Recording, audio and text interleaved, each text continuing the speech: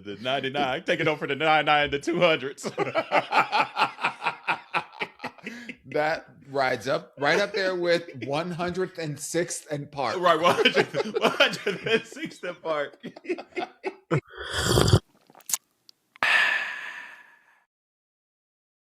Hey, community, what's brewing today? What is your bar name, Charles?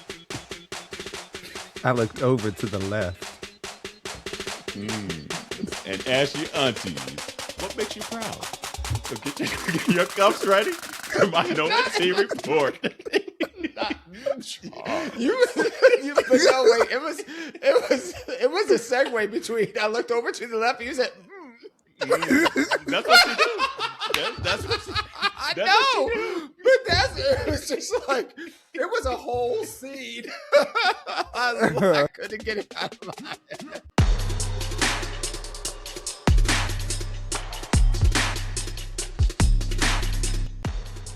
Hey, welcome to Minority Report. It is Auntea Kerel.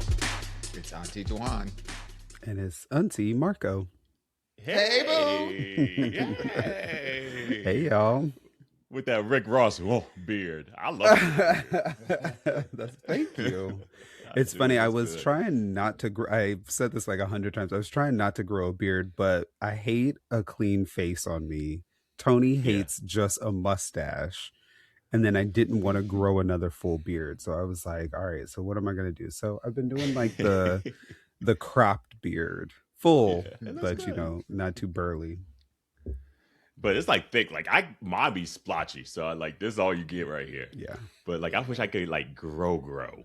Yeah, I have a very dense beard. It's She has that kind of beard that you know how like when you hear people shave and it goes. That's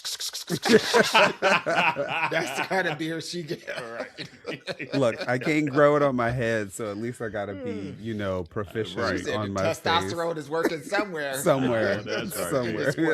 That's right. Now, whoa. Maybach music. How you been, man? How you been? I have been good. Tired, busy, but good. Living life. I'm so glad the weather is starting to, when it decides it wants to be warm, it's almost summertime, so I'm happy. Yeah, I think I'm trying to decide like who travels more. Is it me or you? Because you stay gone. No. I do stay gone though. She stays gone. I mean, the community don't know all your business. They just know that I'll be gone because I'll be missing on the podcast. Right. Yeah, I do stay gone. The whole month of January, I'm essentially gone. And then I travel most of June and most of July. and then every you literally time just got back today. Yeah. I was telling Kerel that. Yeah, I got off the plane, got home probably at like around 4. So it was a couple hours later. Yeah. That's the way to do it, though. I don't blame you. Yeah, I saw on the news right now today. Too much. Well, let me rephrase that because I don't really watch the news, but I saw on Instagram today. Right, that's news. News for me that Palm Beach Airport in Florida has just been renamed to. I did see that. I'm not even going to say the name. Boy Airport. Oh boy. And I have friends that are in West Palm Beach, and that's the airport that I would typically fly into. But I'm like, I ain't doing that no more. It was hard. It was hard going to Florida, and the only reason I bring it up because I know that's where you just came back from, but not there. But it was hard for me even before then to even justify going to Florida, even though I love my friends and all that kind of stuff. But now I just can't even imagine putting into my airplane searchicals that. Yeah. It was difficult being like everywhere I was like looking around and I was like, you could just smell the MAGA around here. Like you could just tell. It was a little rough, but we stayed inside our little bubble that we did for the weekend and it was fine. Everything was fine. I was talking to my mom yesterday. Yesterday was Mother's Day, so it tells you when we're recording this. But And she's like, yeah. She was talking about like my nieces and everything and what they were up to. And she's like, yeah, they were going to go out to every year in the town I grew up in. It's called Wildlife Festival, which tells you how small town America it is. And she's like, it's just grown over the years. And she's like, yeah, they moved the carnival over towards the airport now, the airport grounds, blah, blah, blah, because it's just gotten so big. And she's like, but one good thing though this year, she's like, they didn't have the Donald Trump MAGA station this year. Like, because every year they always had the little stand with the flags, and it's like they take over the parking lot of like the old grocery store that used to be there. And she's like, yeah, so that wasn't there this year. I was like, praise Jesus. But I was like, good Lord. Yeah, they are fighting. They fighting. They all battling right now, and I love it. They need to battle some more within themselves. Yeah, because I'm wondering, like, what is the sentiment over there in MAGA land right now? Because like, just everybody is hurting. I'm talking about joblessness. I'm talking about, gas prices. I'm talking about food prices. I'm talking about, like farmland. Is like every sector of the American experience is hurting. And y'all like it? MAGA? Is this what are we great yet? Is this what being great is? Because being broke, it kind of hurts. Baby. Being great kind of hurts. And now they're asking for $1 billion to build a ballroom. $1 billion, and people can't afford eggs. You know what's annoyed me the most out of all this recent stuff, quite frankly? It's him motherfucking painting the fucking pool out there. I'm like, what the fuck is this? That rubbed me the wrong way. I'm like, the fuck are we doing? All the things. All the things. We've got coronavirus 2 out there on the precipice of the United States and about to cripple us. And this is your priority? The ball pool. I'm like, this human, golly. Yeah. So it's too much. Welcome black to Blue World. Yeah. It didn't come out the way I wanted it to, but it doesn't take two. Oh man, the hantavirus. It'll haunt you, all right. Can I just say, so we get together, we have a Thirsty Thursdays that I was gracious enough to be invited to, that Marco and crew have long engineered and have made the tradition. And so every Thursday we meet up 6:30 at Pieces Bar. Hey, Pieces. And so last week I was home and I wanted to meet up with the girls, and I got there earlier than normal because usually I'm like the last one to get there, but I got there earlier than normal. I ordered my little cocktail, waiting for people to show up and whatnot. And this one she was planning on flying out early the next day. So she's in the text group. She's like, all right, well, I'm gonna stop by for just a hug. But I got to get my ass home because I can't be out late. Girl, can I just tell you, I was so 3 drunk. hours later. Cut to, first of all, we usually leave when the drag show starts. No shade to the drag queens. We tip before we leave. So we do. Shout out to Sky, like we tip before we leave. So, we'll get our little drinks in, we'll get our little kiki in, and then by the time the music starts getting loud, we're like, oh, look what time it is.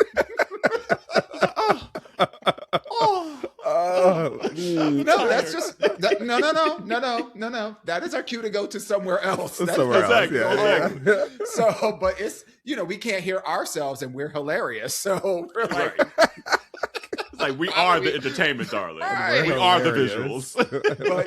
but this night, and they were out at this point. They were out of ginger ale on the little tap thing or whatever. Which the guys, they typically do tequila and ginger ale. Okay. I'm a gin and tonic kind of gal. So, well, Hendrix and tonic. Just drinking anybody's gin. Because I don't be drinking every kind of gin. And I can tell when I ask for Hendrix. Dawon be getting in his feelings too when it happens. And in they asses too. He'd be like, this is not Hendrix. Like what? Like, this ain't it. Yeah. I will. This is a tangent, so I'm going to go back. So at any rate, all that to say, we had all kind of planned to just have a true happy hour. We're like, we'll have like like 1 or 2 cocktails, have a little kiki. This one has to get up early, 5 o'clock in the morning to leave. And, like that'll be our cue for everybody just to like have a good night's sleep and, and that's it. As you said, 3 hours later, we were still there. And let me tell you, I was so drunk. I regret it. I was on the one train from Christopher Street going back to 142nd, which is about 45 minutes of a train ride. And usually when I'm drunk, I call an Uber. I was about to say, I'm surprised you didn't call that Uber. That's so usually funny. I do, but she's house hunting, so yes, to make some concessions. Save a little coins. Yes. This is so awful. I guess I'll hop on the subway with the comments. Just smells like rentals on here. Right. Hey, price stabilization. That's what it smells like in here. Oh, I can't wait. I can't wait to smell what I'm used to, which is gentrification. Oh my God. So I'm on the train, and I probably made it 2 stops when I realized this was a mistake. I'm not supposed to be on a train, and I'm feeling like this. First of all, I'm self-conscious because now I'm aware that I'm high on gummies, crossfaded on alcohol, and I'm like, I have enough dexterity to walk up a flight of stairs and put my keys in the door, and that's it. So like, if I get accosted, if there's some homeless person doing tricks on the ceiling, if there's anything that is going on, Showtime.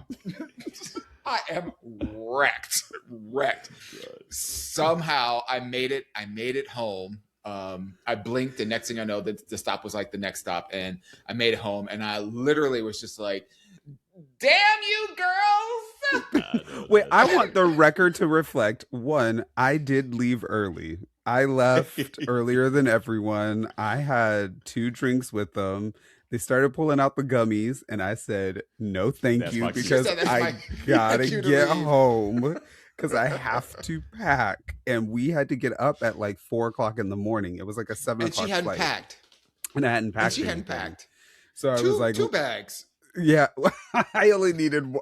Well, no, because sometimes I got to be packing my husband's bag. So let's be completely honest. Let's be completely honest about the situation. So I was like, I'm going to have my 2 drinks and then I'm going to leave. And then, like I said, they pulled out. Oh, and then we did have Dawon ordered us 1 shot of tequila. I did. And we took that. I did take that shot of tequila, and then I know we left early because I too took the train home. And if there's one thing you know about me, I don't take the train home. Like y'all think I'm the bougie. Oh no, y'all 2 are the 2 peas in the pod for sure. I'll take the train. My husband knows I do not take the train past 9 o'clock. So if it's 9 o'clock, I will not be getting my ass on there. And it was I looked at my clock and I was like, it's like 7:58 right now. I can take the train home. And I sure did hop on the train. Yeah, I know that's right. I didn't realize until the day after that Steven got called up as part of the show. And you were that gone that you didn't realize he was up there? Well, I realized it in the time, but I didn't remember until the next morning as I woke up. You start retracing your tracks and like, what? Because first of all, like I woke up naked in my bed, which I never do because I always have a little something on. Oh, you don't sleep naked? Oh, so he was really feeling his own. He said, y'all, what happened after I left? Y'all was wild. Right. Exactly. He said, ooh, feeling good. He said, I looked over to the left. Hey. I was eyeing my thighs, but a pecan brown. Okay. It was a good Thursday night. I know that's right. This is how you know. Okay, community, just so that you all know, we're clearly all friends outside of the podcast. So we know a lot more of what you said. I looked over to the left. So I woke up naked. Better get here. Baby, I'll leave tomorrow. I can't wait. I know that's right. Just I'm about to bust. Ooh, I know that's right. That's funny. You have to put Dawon in a juicer. Baby. A word. Look, y'all got your mans. Y'all got y'all mans. Easy access to whatever you want and whatever you don't want. But me, said, let me take these draws. He said, let me take these draws off right quick and fantasize, baby. Stupid. That is great. I always say I'm gonna get out there on a random Thursday and get out there and do one with y'all. And actually, the one time I did was out there. Dawon, you weren't there. I wasn't in there. town. I wasn't there. But I think maybe the community will be happy about this. I will be here through the month of June. The whole month of June, I will be here.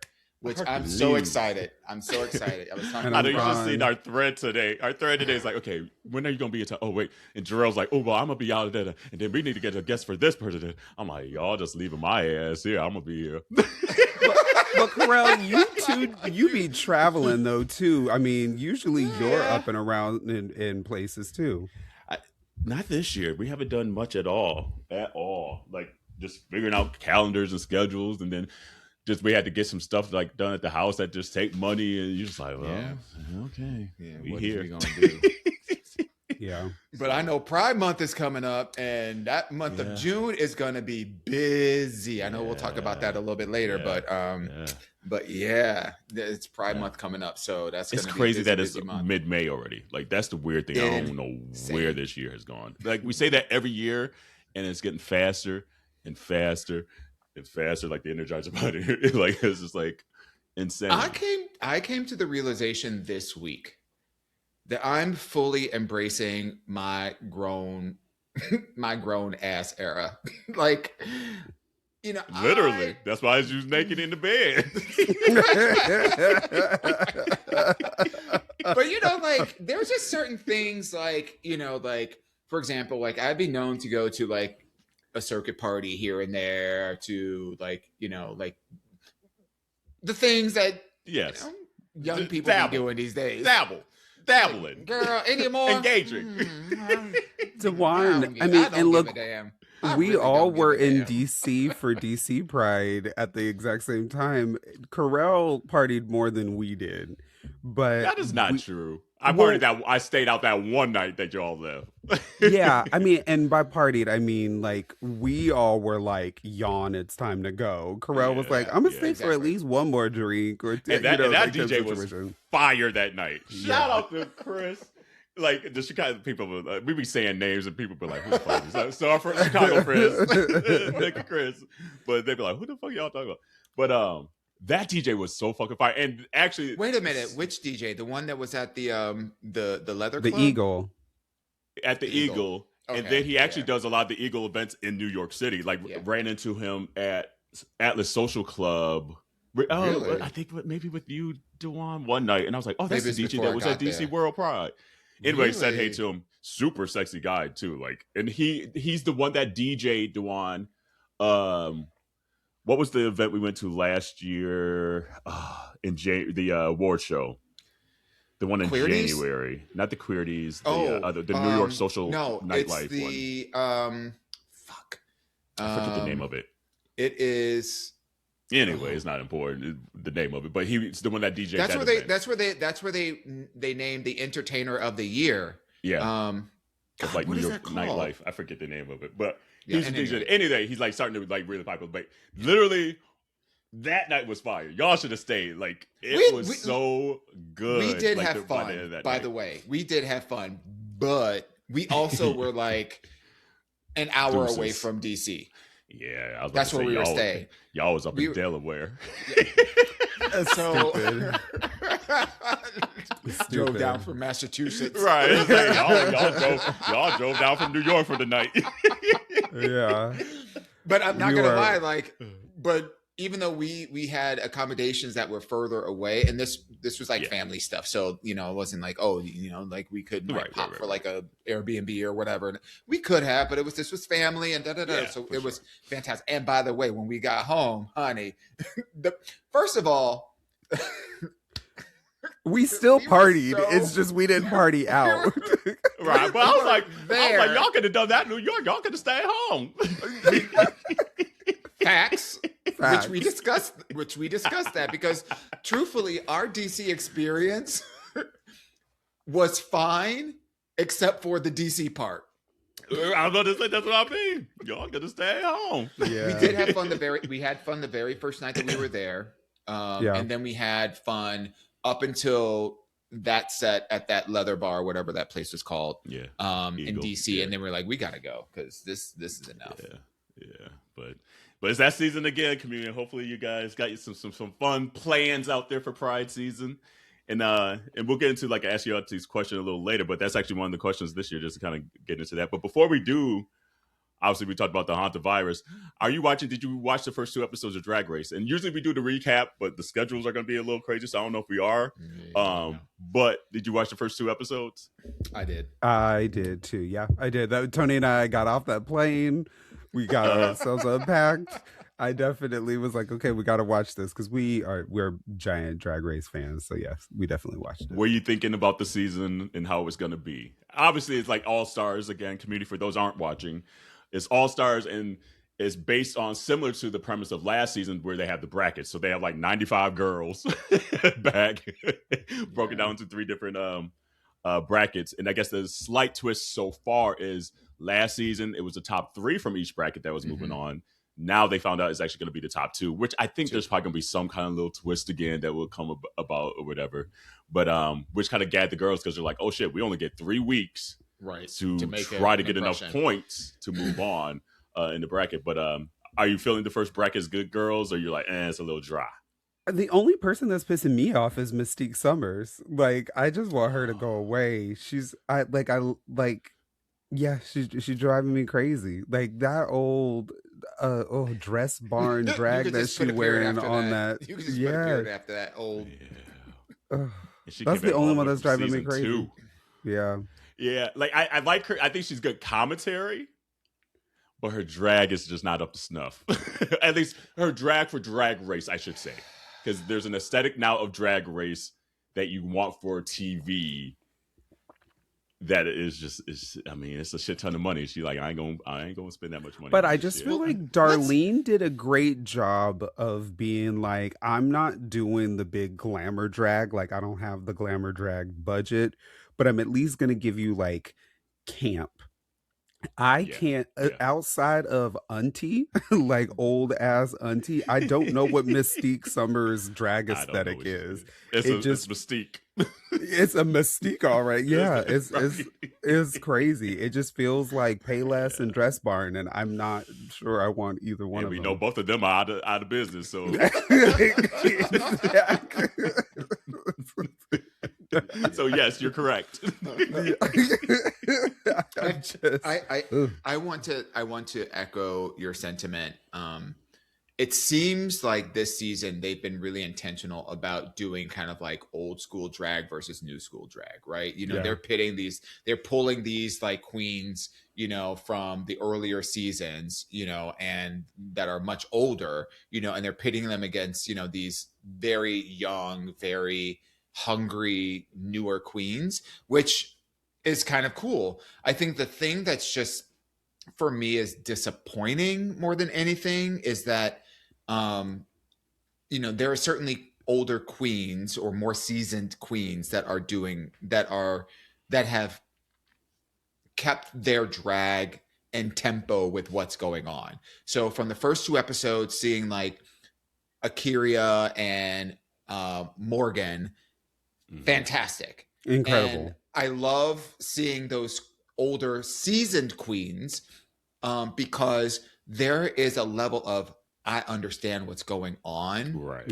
Ness that they bring to all of the drag, and it is more well-rounded. Whereas some of these other, younger, more hungrier queens are more about I'm trying to make the most out of this opportunity. It's very like opportunity driven.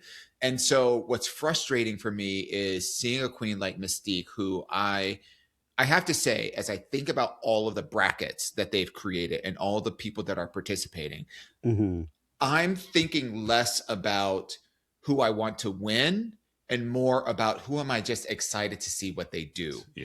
I was really, really excited. I was excited about all the queens in this first, the first 2 episodes, this first bracket, like Morphine, who is a lip sync assassin. I was really surprised that she didn't make it further so far. And spoiler alert, if you haven't watched it by now, well, fuck you. So we're just about to talk about this shit. So fuck your drag. Send me a picture and I'll read you too. Exactly. But I was really actually excited out of all of them. I was really excited to see like what Mystique, because we haven't seen or heard anything from her. And so I was really excited to see what she was going to bring. And I just have to say that I was just disappointed. Yeah. It's making me a fan of Dawn. I think Dawn. Oh, it made me remember my love for Dawn. I was like, that's right. I fucking love Dawn. Yeah. You know what though? Just speaking on Dawn though, I feel like RuPaul doesn't fuck with Dawn. Because she must a little bit to bring her back, because RuPaul don't fuck with a lot of people and don't bring them back. I mean, I think that is a decision that she delegated to the producers in terms of who to bring back and whatnot. But if you go back to her season, Dawn was always safe. Yeah. And when Ru likes a girl, them bitches ain't never safe. They either in the top or they in the bottom. And Dawn was always kind of like, here. She even said it in her Meet the Queens, like, I blame myself for not taking more risks and da-da-da-da-da. So I feel like with Dawn, as much as I really appreciate her drag aesthetic and what she brings and the newness and all that kind of stuff that she brings to her interpretation of drag, I think it's going to be all for naught, because Ru really don't fuck with her like that. I think in the first, there are a couple of seasons of Drag Race where they have like super stacked casts.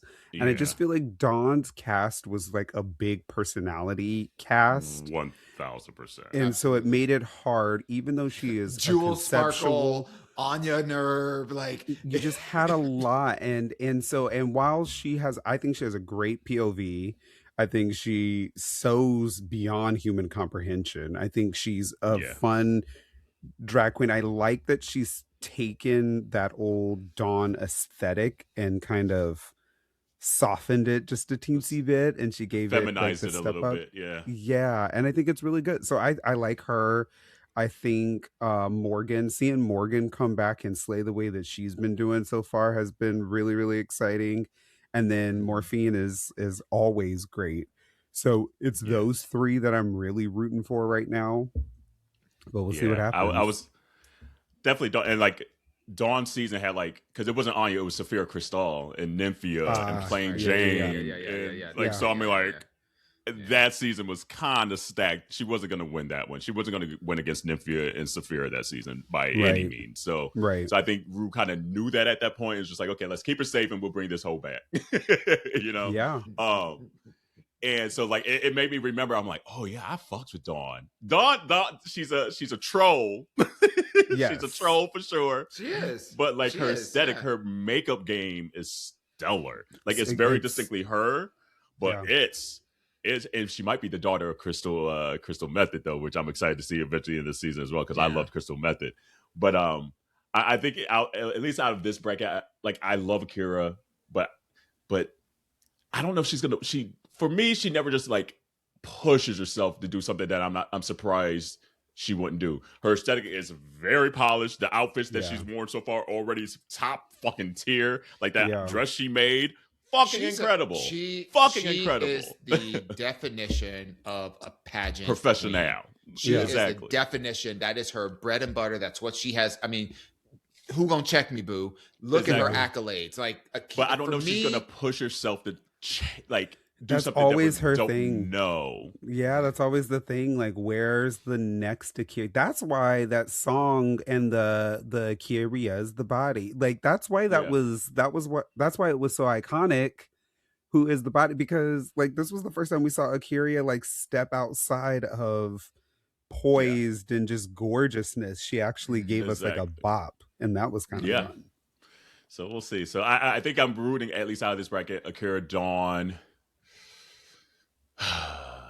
Morgan. I'm split between Morgan and Morphine. I don't know if Morphine is going to get out of it based on the first two already. Has she always been this immature and petty? Did I just forget that? No, she was always she was always in the mix. I was like, why is this bitch so pressed that someone did not give her that fucking point? Like, bitch, move on. Like, just move on. Yes, you were over there being a catty bitch. So why would she give you that point? Like, like she saw through you. Just move on. Do better next episode. Like, I'm surprised Lucky Stars is back already. I remember distinctly we said when those recaps were like, she just needs time because it's cool that she has literally her own like lane. Aesthetic, like nobody's really in that lane. Well, she just needs a little more time. Yeah, nobody that is a little competing more right now. Money, a little just more experience to really hone it in, to really know that it's her own lane.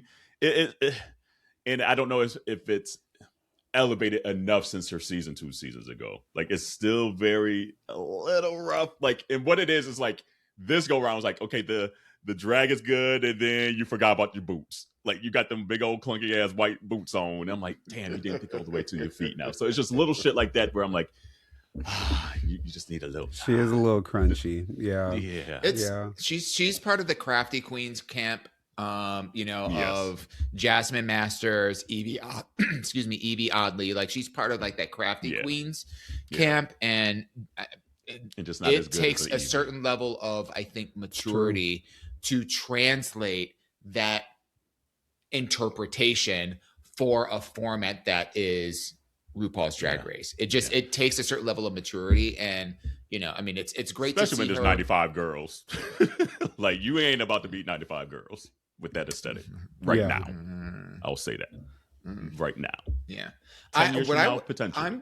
I would not be surprised if Morphine is not winning this bracket, but when they do the Lollapalooza, like basically pit them all against and you can lip sync your way to getting back into the competition. That's how I see her coming back in.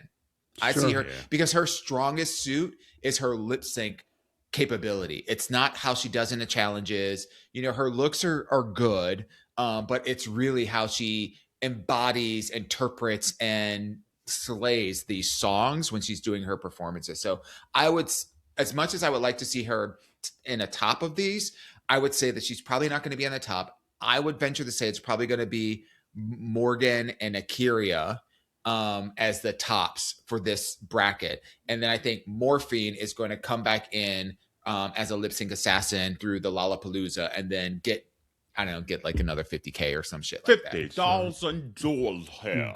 Yeah. Yes. I will say I did like Lucky Stars. Almost, it was like the Misfits wig that she wore, like pizzazz from Gemini. I'm like, ooh, I kind of like that wig, girl. Come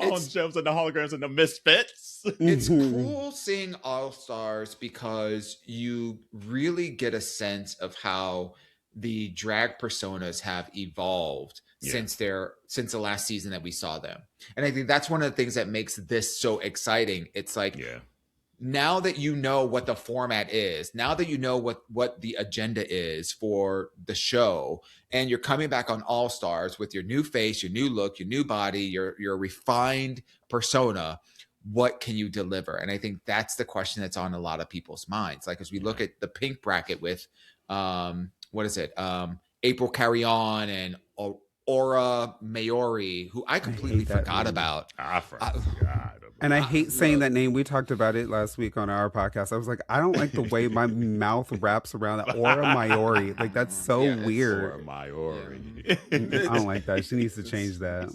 Change the name. Yeah. I'm just glad the Dr. Reverend Silky Nutmeg Ganache is back. That's all I care about. Good ass TV every fucking time. I am here for her. I am not a Silky fan.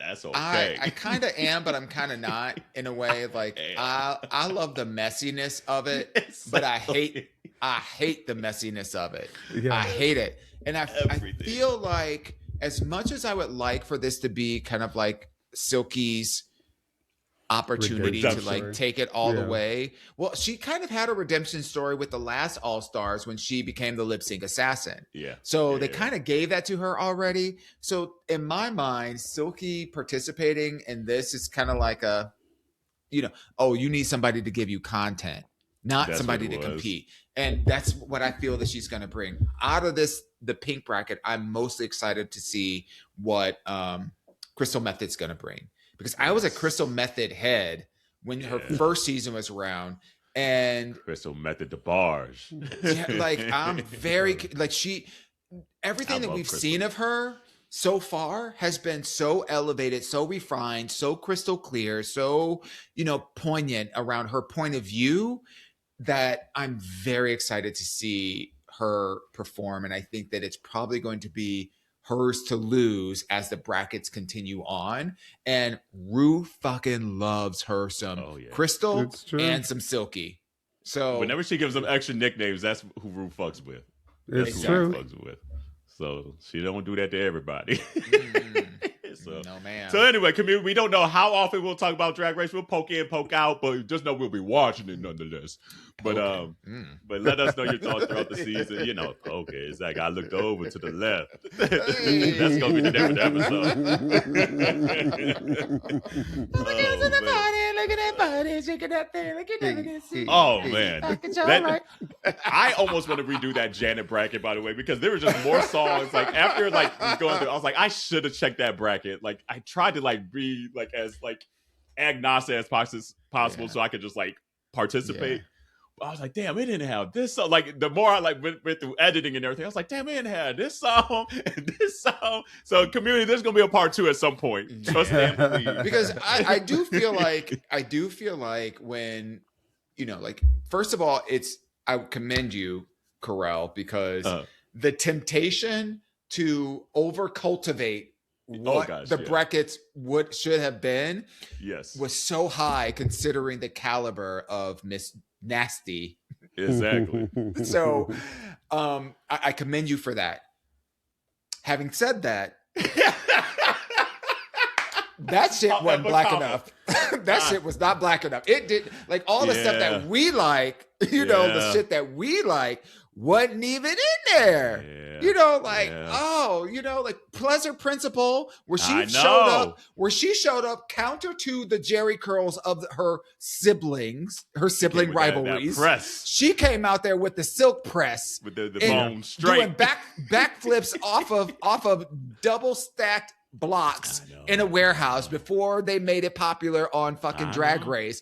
This bitch showed up in a pair of fucking Levi's and a press, a silk press, and blew everybody's minds. And that's why we're gonna have to do the music video version of it, because I feel like similar to her brother, the visual is just so tied to the song and her music that it's hard to separate even just the song from the visual. So we'll do another version of the community at some point, because after I was editing and rewatching again, I was like, damn, Claude, you fucked me up. I was rooting for you, Claude.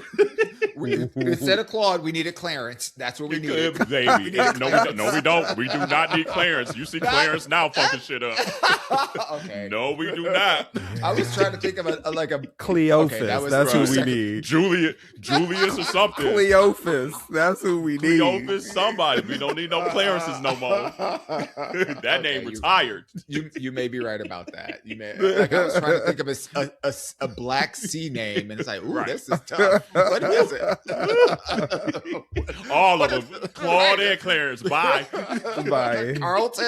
Carlton. Nope. You can't trust a Carlton. Charles. A black Carlton. You cannot trust him. Okay, it might have to be Charles. It might have to be Charles. That's what it might have to be.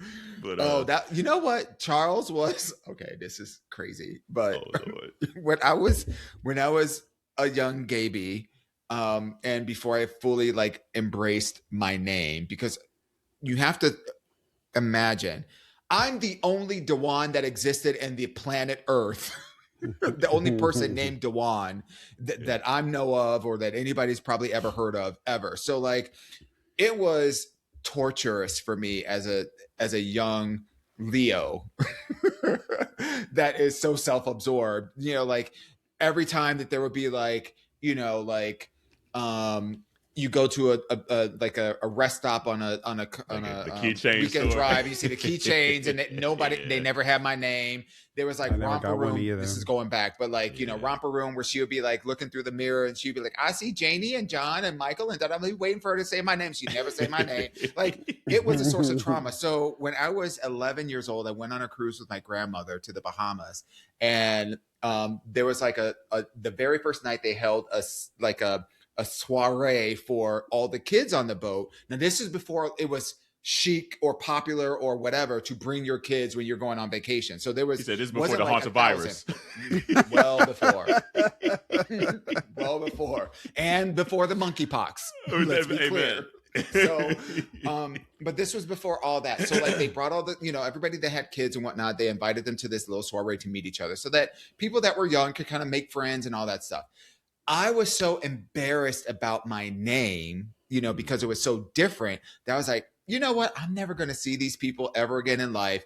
I'm just going to make up a name that like I like or whatever. So Charles was my made up name as an 11-year-old. You had a bar name at 11 years old? Man, he had a whole old ass soul at 11. Shit. You had a bar name at 11 years old? Because, I got a bar name that if I don't want to be talking to you and you ask my name, I'll give you my bar name. That's hilarious. It was Charles. And then I got called out because my grandmother didn't know that she got seasick until we were on the sea and she got sick. Ooh, that's so the first couple of days she was like in the cabin by herself, and she was like, you go do what, go hang out with your little friends or whatever. So I think I was out like swimming in the pool or something. And while I was swimming in the pool, I had met, before that, at this little soiree, I met a little friend or whatnot, and his name was John.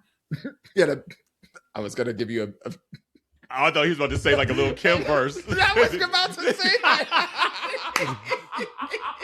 He had a hurricane too. Oh my God. Not at 11. Not at 11. Honey, but I digress. His name was John. So funny. So my little friend John. He was a deacon. Honey. Came up to the cabin while I was gone, knocked on the door. My grandmother, who was like sick and like all this kind of stuff, answered the door. Came looking for Charles. He said, "Is Charles here?" she said, "Baby, I don't know a Charles." And he's like, no. He said this was where he was staying. Because I don't know why I told him like what my cabin number was or whatever, right. But yeah, that boy, honey. She always hooks him. She been hooking him since 11. Charles, y'all. He wanted him some Chuck roast. Dawon was over here ghosting people long before it was popular. So every time I hear the name Charles, it takes me back to baby, that was my bar name. Said, back I when miss I my was Uncle 11. Charles, y'all. Hey. That is funny. I never not liked my name, but like the same thing is like, especially growing up in like predominantly white school, you always knew, like, remember they used to do roll call and go down like the thing. And so I always knew when my name, obviously it was alphabetical order, so I knew where my name was coming, but I always knew because there was always that slight hesitation. And you just knew the slight hesitation, it was me. And they would never say Kerel. They would say Carol. Mm-hmm. And it's just like, and so you almost like beat them to the punch, be like, nope, it's Kerel. And so it's so to the point, even to this day, when I introduce myself to people, Jay Quellen. It's just hard for me to remember folks' names because I always know I have to repeat my name. Yeah. So I'm not talking to listen back. I'm talking to repeat. And so I always miss folks' names because I know what I'm about to have to do every fucking time. So it's not that I don't like my name. It's just like I just know there's like some extra work that comes with my name. Do you have but do you have a bar name at all? Like, do you give people a bar name? I've never come up with a bar. I probably should. But you really haven't been out enough. Because practically as soon as you came out, you got hooked up by your man. Right. I know. That's true. But yeah, because I have a bar name for 2 reasons. Because sometimes you'll meet somebody, like, I mean, that was like back in the hookup days, right? You might want to just give them like a fake name just because it was going to be a night. Don't nobody need to know nothing about nobody. But then the second reason was because like sometimes you meet people and they're like belligerent or like, and you can't get away from them or something like that. And you don't want them knowing your real name. So you'll give them a fake name so that if you... What's your bar name? Cleophas. Cleophas. With a K. Right. With a K. With a K. My bar name is Greg. I'll give Greg all day because it's easy. And it's a nondescript name because it's like one of those like... They could be like, I think his name was David, John, Greg, Marko. They won't come up with Marko, but Marko is a name that you like remember, and I don't want people to like remember that sometimes. That's a very Gemini thing to say, and it's true. It's true. I wonder. I want to kick this out to the community, like if you had a non-traditional, I don't know how to say it, but a non-traditional name. Did you default to like the biblicals? You know what I mean? Like the regular names, or did you stay in the non? Mark, Luke, and John. If you were Lamonte, did you change it to Demonte, or did you go to David? Like I would very like to know, because for me it was. I was 11 years old. Obviously I'm immature. I don't know nothing about nothing and whatnot. And now I love my name. I love my name. I love, everything that comes with it and whatever. But like back then I was like, it was part of identity and all the other kind of things. So it's like, damn, one more thing I got to be fighting against. I'm black, I'm gay, and I got a name that's named Dawon. Ain't nobody heard of that. Nobody know how to pronounce it. So like I went for what I felt was the most regular, schmegular, nondescript, basic mayonnaise and bologna sandwich kind of a name, Charles. And shout out to the Charleses that are out there, the Chucks, the Chili's, the mayonnaise. Because I know, because the only Charleses I knew were black. That's the funny thing. Charles? Literally, I had an Uncle Charles. I know Charles out in San Diego. Like, I'm trying to think the Charleses I know were all black. Yeah. But it's also like your Starbucks name, for example, because like my name is Marko. If I order a drink at Starbucks, inevitably they yell out Marko. Somebody's like, Polo. So I hate doing that. So I give them Greg at Starbucks as well, because I just don't want. Do you really? That's interesting. I don't want for people calling my name out. Not because I like care about it, but it's just so dumb at this point that I'm not getting ready to like deal with it. The only thing that I might do is say Rel, just because I get tired of having to spell my name, because they'll be like C and I'm like, no, K. And then so by that time I'm like, oh, it's too much. So I might just say Rel. So that might be more in my bar name and things like that. And I'm trying to think of like back at like the Adam for Adam days, what I would say when people would ask for names. I can't remember. I always, when I was single and on the apps, I always gave my first name. Didn't matter about that. And actually, if I'm not mistaken, I think my usernames are always my first and last name. And I remember that. On the hookup one? Like the Hawkins? Yeah. What is we going to do? Government. Wow. What is we going to do? So, yeah, I was, and I remember back in those days, that was like late 90s, early 200s. You're right, the 200s. AD. You're right. All right. I'm done with storytelling. That's it. Cut me off. on that note, we're going to take a little quick tea break on that note to get to Ask Your Aunties. Hey, community. A lot of you have asked how you can support Minority Report outside of the sharing and downloading and subscribing and leaving reviews. But you can also buy merch. Come on, baby. I know that's right. And we have a whole lot of options, from clothing to pillows to tumblers and bags. And we continue to update all of our stuff with new styles, new colors, and new products. Jarrell, where can they get all that stuff at? Well, they can get all that and then some at minorietyreport.com. They can find all the goodies, find out additional information about your aunties. And we also want to make sure that you share and tag us when you do buy merch, all right? So let us know if it's a hoodie, it's a tee, a long shirt, a towel, because we know you need those. But let us know. Absolutely. And remember to wash your hands, your legs, and your ass.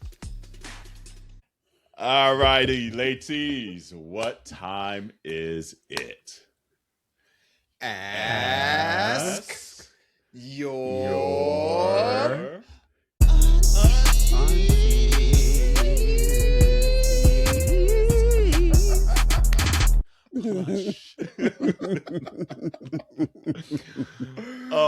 And this one is one I submitted because it's kind of going to be almost the theme for this Pride season. And I asked it here, like I went to the Philly Black Pride event that they had of just like they had the moderators and Eric hung up a pod and he's on like the board for the Philly Black Pride here. And I was like, it's Pride season. What are you proud about this year? And so I want to ask you too, like, what are you proud about this year going into Pride season? Mm-hmm. I can go first if if you need a little bit of time to kind of pull your thoughts together. Yes. I'm proud about two things. Number one, I'm proud of myself. Like at this, I'm going to be 50 this year. 50. 50 years. The 200s. Yep. 280. Yes. If you're doing the math, 200s. She was born in the 200s. I'm going to be 50 this year. And I have to say that, I'm so proud of, the man that I've become as I think about the man and the life that I always wanted for myself when I was that 11-year-old struggling with my own identity, not just name, but like fullness of my identity. And hiding so many things, hiding my sexuality, hiding, embarrassment about my name. I felt kind of weird because I was like, there's like colorism and hair stuff. And it's just a bunch of stuff like, there was just a lot of things that I struggled with. And what I wanted for myself was to live unapologetically, and authentically as myself. And I wanted to be surrounded by people that I care for, they care for me, and I didn't have to hide any aspect of things that made me happy and brought me joy.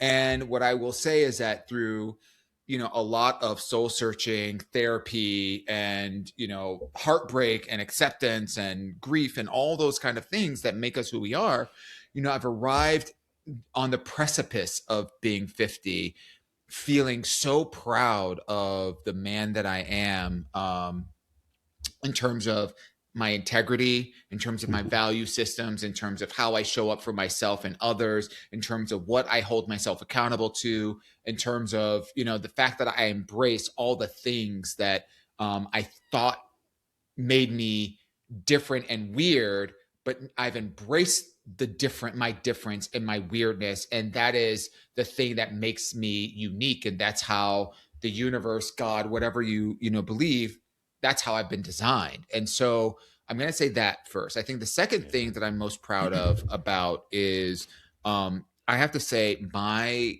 chosen family, has been such a rock and a solid foundation in my life. I'm surrounded by people, present company included, and you all know this because I'm a Leo and I say all this kind of stuff all the time, especially when I'm a little drunk. Like, I love you so much.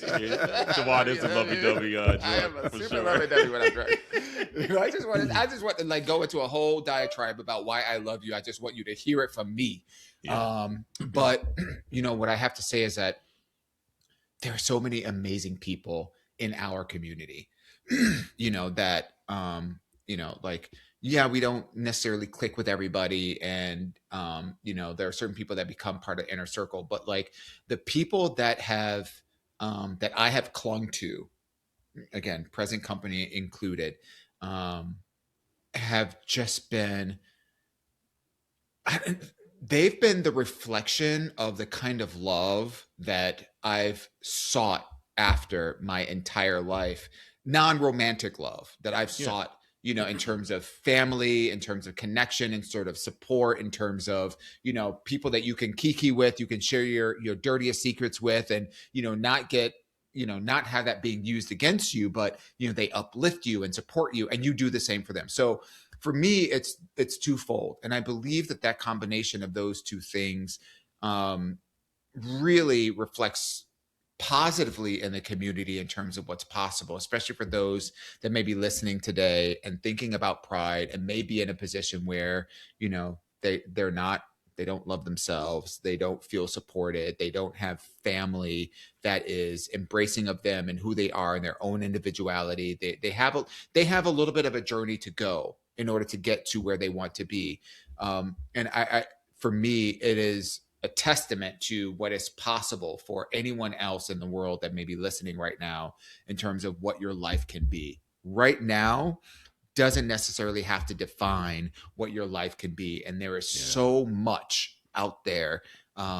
If you're willing to do the work on yourself, if you're willing to accept you for who you really are, and you're willing to step in that uncharted territory of, I'm just going to, you know, lead with my truth and trust that is enough to get me where I need to be. That those two things have guided me very, very well, and has been a result of a lot of really good work.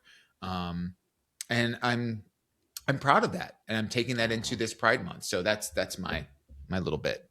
That's good. What about you, Marco?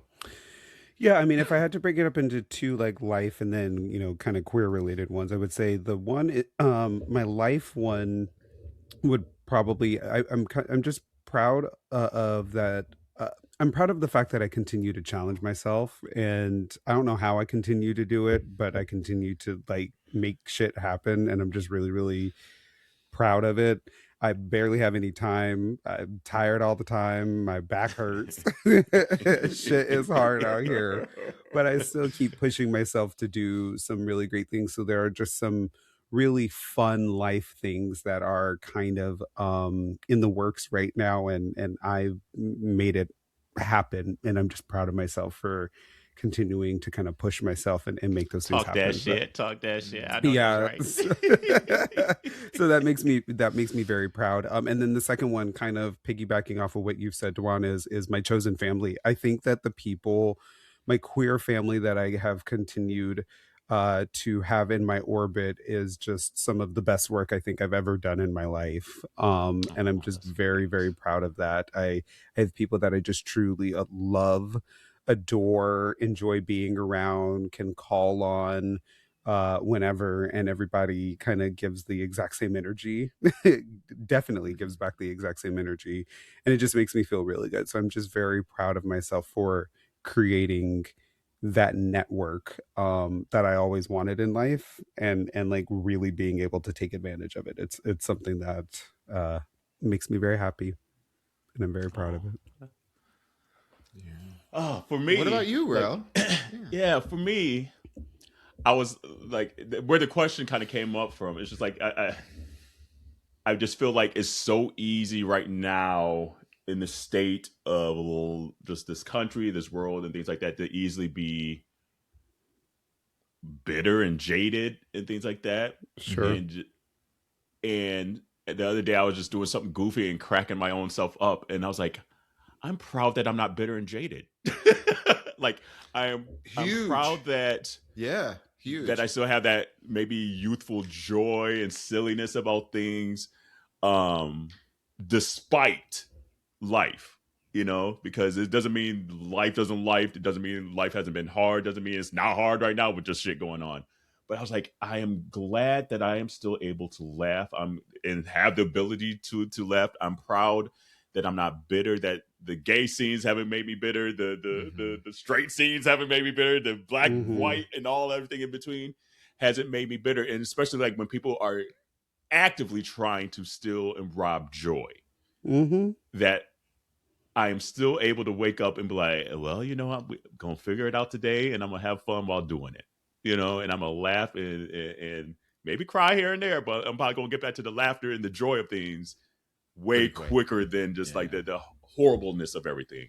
And again, it doesn't mean that I don't have a perception and realism of like just how hard things could be and are. But at the end of it, I'm like, I am still happy. I'm still joyful. I'm still, you know, like there's a joy for life still there that I'm very, very happy to have just worked on myself and got like some of the shit what you guys were saying, just like the whole gay journey of it all and things like that gets tough.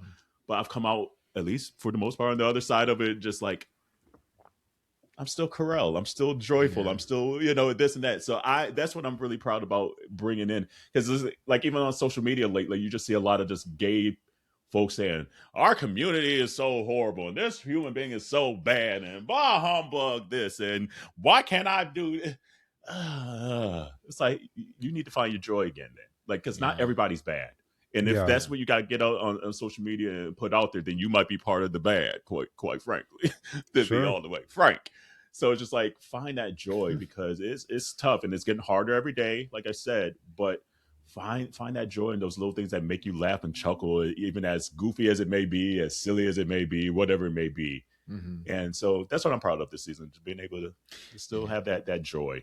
I love that you said that. I really do. I love that you said that because I think we've been so conditioned just through school and social norms and society and all and family and all that. We've been conditioned towards a certain kind of like cone of what's acceptable for life. And for those of us that exist outside of what is, you know, the norm, whether that's our sexual identity, our personality, our hobbies and interests, whatever it is that makes us unique and different, you know, like it's coming to terms with the things that are unique to us, you know, what we love to do, how we love to spend our time, what's important to us, and all the things that make us uniquely us, and embracing that. And it doesn't take away from the horrors that exist in the world around us. But what it does is it fortifies us, you know, against those horrors so that we have some refuge, some moniker of peace and joy and exuberance in some instances when the world can be crumbling around us. Yeah, sure. And that is a huge, huge privilege. You know, I recognize that is a privilege. 1000%. I'm here to tell the listeners that privilege is the result, at least for me and my experience, the result of a lot of work, a lot of soul searching, a lot of like, you know, really evaluating the relationships that are around me, the people that are around me. Like, am I surrounded by the right kind of people? Am I being the right kind of person? Am I, you know, am I the drama? Right. Am I the drama or am I the birthday? I don't know. You know, so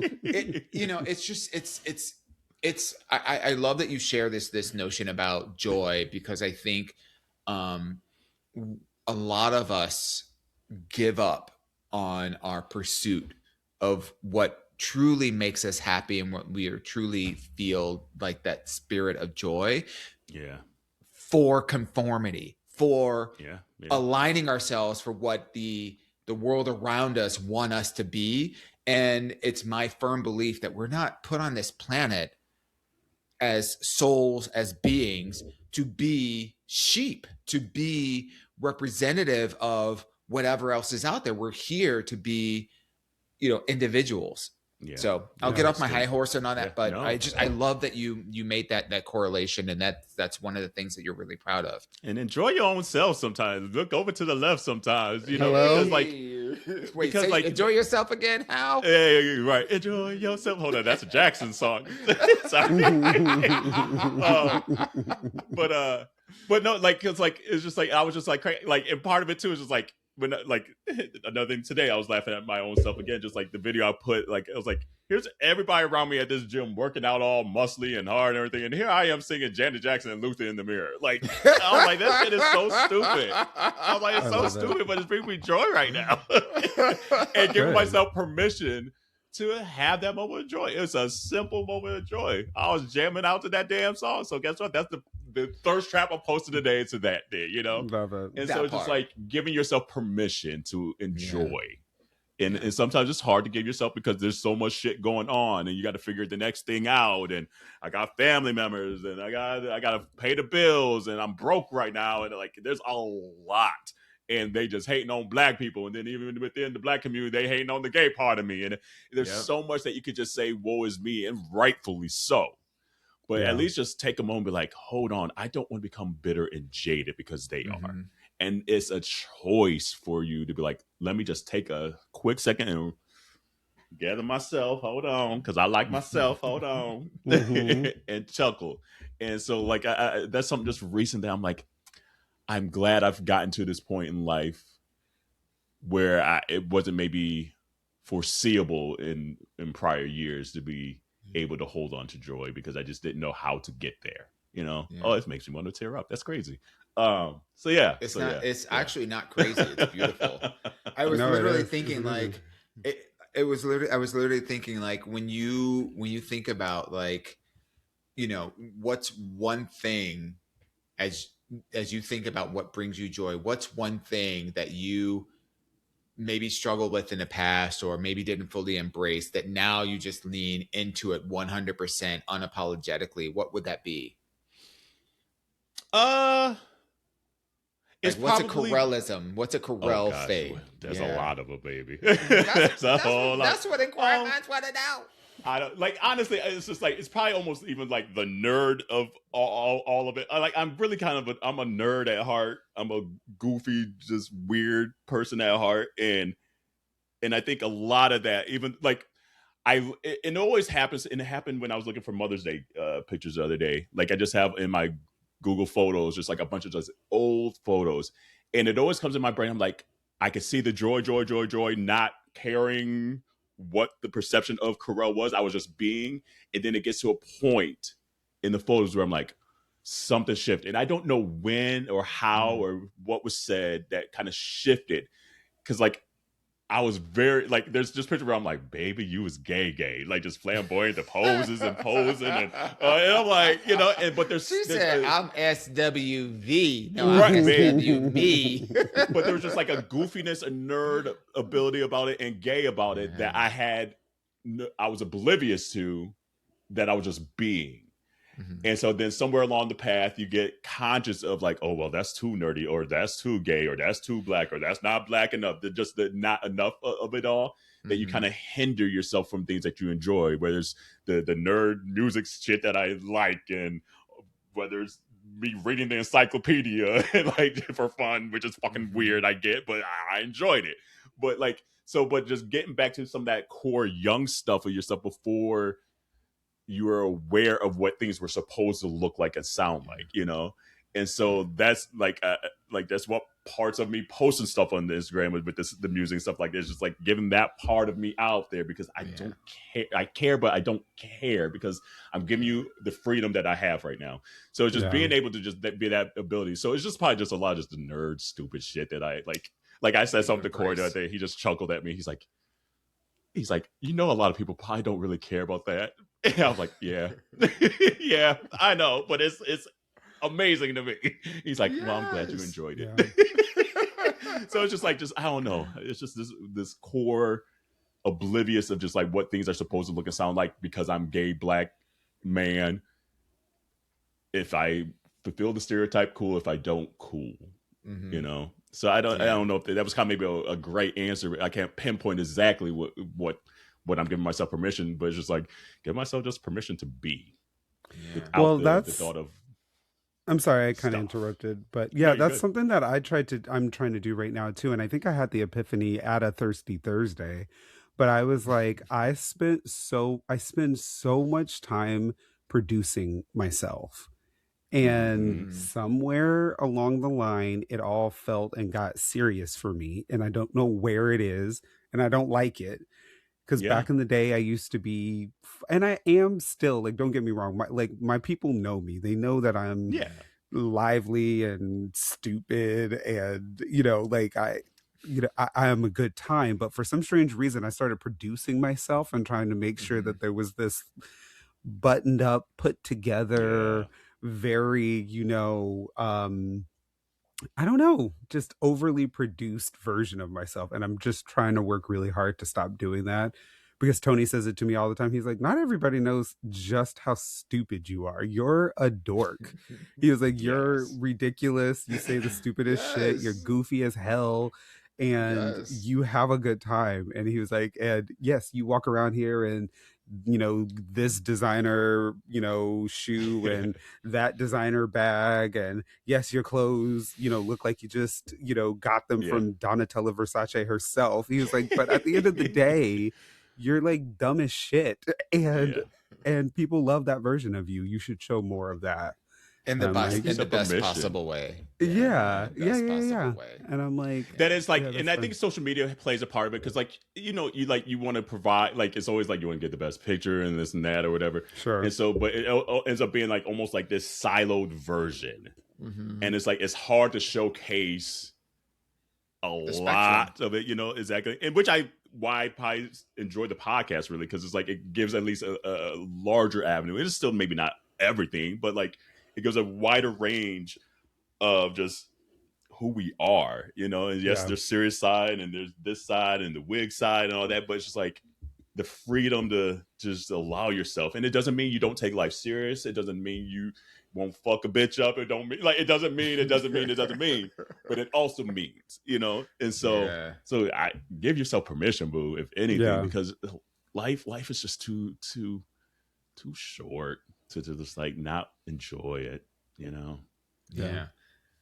as best as we can. So anyway, let me get off my high horse too. I'm preaching now. Make it plain, Pastor. But you know what? Right, baby, make it plain. Preacher. Truthfully though, like, I think there are so many messages out there that are truly like self-serving in the most materialistic and superficial kind of way. And I think one of the reasons why at least our community, the people that listen to our podcast on a regular basis, continue to tune in is because we're not playing into the stereotypes of what it's supposed to be. I think we are a reflection, whether it's, having a guest on or, it's, Jarrell is on and it's just the three of us.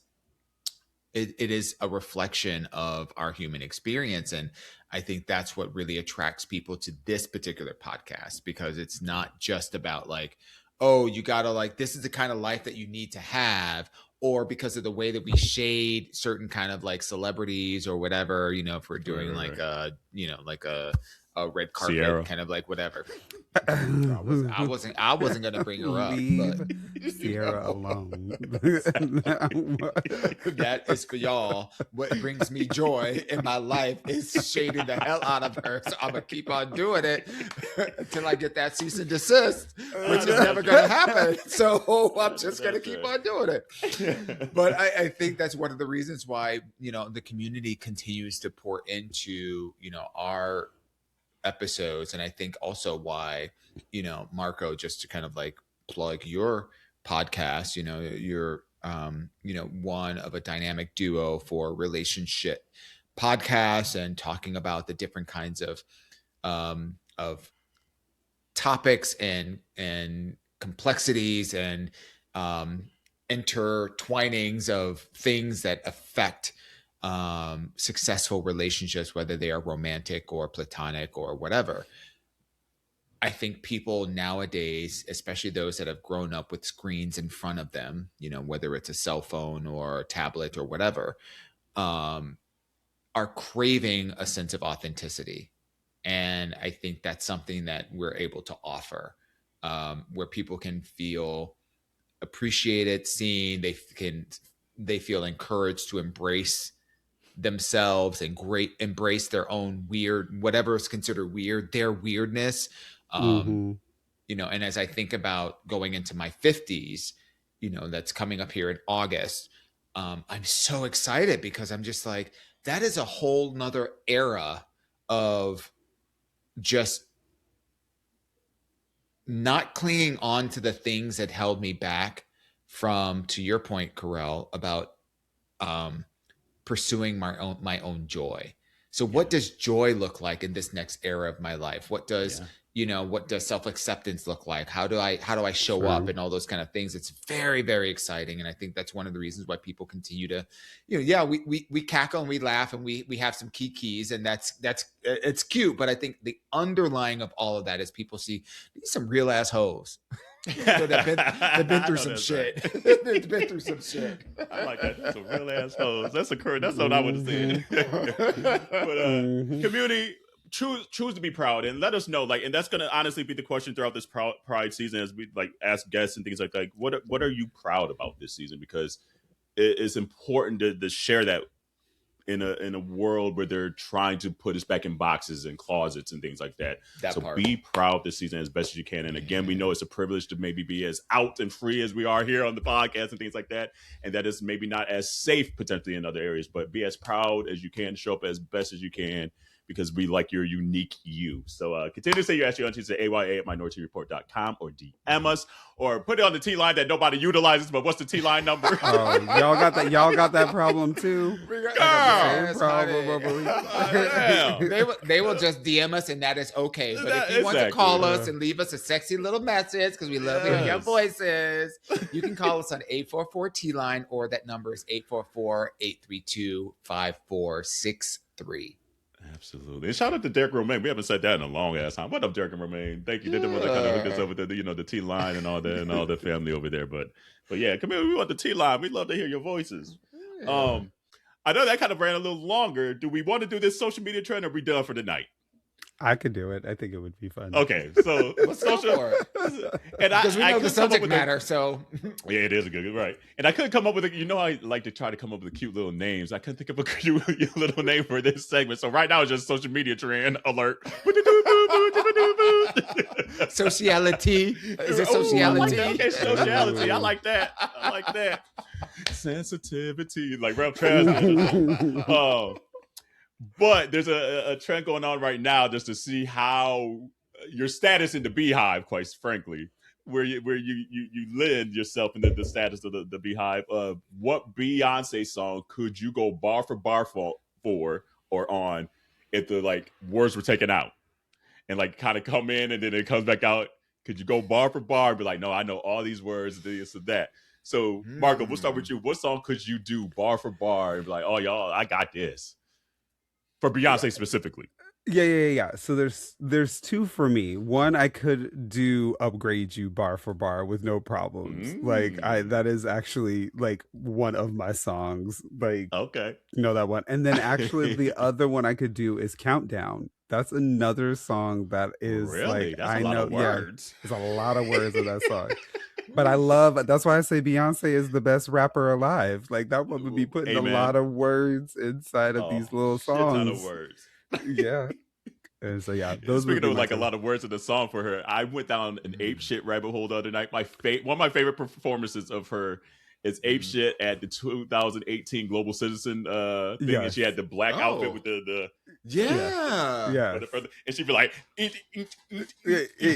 she'd be going so wild. Nuts in that song. She went real crazy. She went crazy in that song. She'd be rapping her ass off in that song. Yeah. What's yours, Dawon? I don't have one because you know my memory is shit. So I would lose this one. If ever there was a thing where you would say, I would give you $5 million to go against your best friend that don't remember lyrics to a song, pick me. I know all the listen. If it was about the ad libs, we'd be having a whole different kind of conversation. But Dawon, I just had a flashback on a Thirsty Thursday. We were in the backseat of a car because we were going from one bar to the next. And the Lyft driver had Salt and Pepper's Shoop on. Not What a Man. Yeah. No, it was White a Man. Sorry, What a Man. Sorry. No, it was Shoop. No, it was Shoop. No, it was Shoop. It was Shoop. Yep. It was Shoop. And I'm in the back. I know all the words to that song. Yes. I'm here so for I know the words of the song. I know that song. You said, and Dawon is in the back. Oh my goodness. Dawon's in the back talking about some.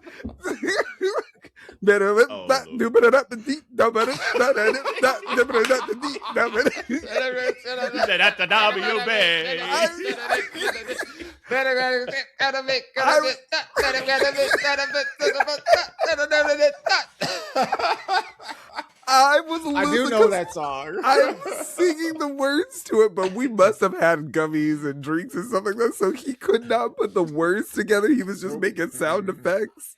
I thought I was gonna lose my mind that night. I'm sorry. Okay, Kerel, what Beyonce song are you singing word for word? As much as I am about the music, like it's hard for me to remember lyrics too, because like I remember like the melodies, I remember the cadences, I hear the drums in the background, so I like my brain goes like all over the place. Yeah. I will not forget an ad lib either. I'll hit all them damn ad libs. But I think the closest song I could probably do is probably Deja Vu. Like I think I know that one verbatim. I think. That's another one. Yeah, probably Deja Vu would be the closest one. Because I was trying to think, I was like, Crazy in Love even, I'd probably like forget some of the words and be like, damn. But like, I know the melody, and then I know the,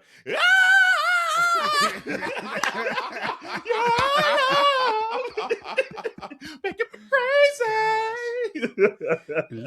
But yeah, I'd be like, damn, I guess I ain't president that day. I might have to be the treasurer. That's funny. Because yeah, like lyrics for songs escape me.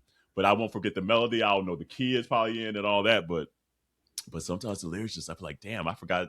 The lyrics are probably like the last thing I remember or like even really care about, quite frankly, sometimes. Yeah, it's weird. It's weird how the brain works. But yeah, I like that trend though. It's cool to just see everybody like participating. And that's something different. I haven't seen a trend like that where how they're like taking the words out of the music and stuff like that. So it's cool. It's cool. I'm having fun with it too. But community, we'll probably do maybe some more of the social media because we be sending memes left and right all day, every day. Everybody does with their friends, you know. So we might be sharing some of our favorite ones here just to kind of see what the community's up on. And community, let us know which one could you go bar for your Beyonce to see where you rank in your Beehive membership. You know, you got to renew it. That's probably like the part of it now is like part of the renewal status. It's just like, okay, you gotta at least get a verse. Gotta get a verse, maybe an ad lib or two, to stay in this status here. And we're still waiting for you, Beyonce. We're waiting for the new music. Patiently. Well, I mean, May 29th.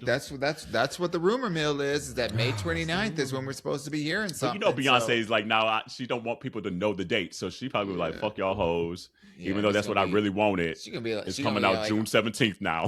Right. July 4th. Right. July 4th. She's like, on Independence Day, I'm coming out with my new record. Could you imagine? Oh man. So we'll see. We waiting though. We ready whenever you want to. Whenever you want to. And anything else on your hearts and minds? And by the way, did y'all see Michael? I know you said you weren't going to go see it, Dawon. I did not see it. No, and you didn't see it, Michael? Okay, never mind. I will say that I'm loving how my feed is all Michael Jackson, though. Same. My feed is nothing but goddamn Michael Jackson and baby dolls. It is nothing but like if there was anything closely related to Michael Jackson, it is on my feed. I'm like, goddamn, like I didn't even see this movie, and I feel like I've seen it already. Yeah, man. And I'm loving the research into LaToya. Oh, can we please talk about that laugh, please? I live how much RuPaul loves her. Throwback to Drag Race because she was the guest judge and they did the song and I was just like, that's kind of fire, to be honest. It's iconic. Wait, and to go even further, Dawon, May 29th, you threw that out. That is not only my birthday, but it's also LaToya Jackson's birthday as well. Yeah. And that's what everybody is speculating that this album is going to come out. I live for how kooky she is. She's so weird, like, and I love it. But that goes back to what we were talking about. It's just like people who just are themselves. And you know, just herself. themselves, how they are, how they're wired, no like, you know, molding to like what it should be. It's just I love that stuff. I live. So anyway, community, hopefully you're safe and sound out there. Hopefully, you know, have some travel plans coming, or, you know, at least some staycations coming. Get ready for Pride Month. Be proud of who you are. And until next week, wash your hands, your legs, and your ass. We will see you then. Bye. Bye, y'all. Bye.